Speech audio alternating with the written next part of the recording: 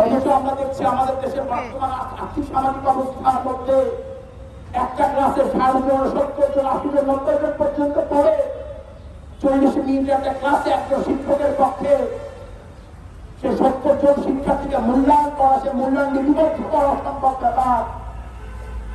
এগুলোর মধ্য দিয়ে কি হচ্ছে?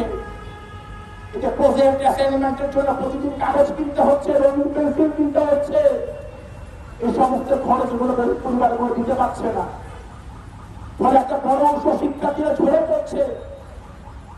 এবং আপনারা দেখবেন করোনার মধ্যে যে লক্ষ লক্ষ শিক্ষার্থী ঝরে পড়েছিল, আমাদের সংগঠনের পক্ষ থেকে আমরা বলেছিলাম এই ঝরে পড়া শিক্ষার্থীদেরকে নতুন করে যদি শিক্ষা ব্যবস্থার সঙ্গে যুক্ত করতে হয় তাহলে আর্থিক প্রয়োজনের ব্যবস্থা করতে হবে, সেই সমস্ত শিক্ষার্থীদের শনাক্ত করে স্কুলের সঙ্গে যুক্ত করতে হবে। অথচ আমরা দেখলাম সেই সমস্ত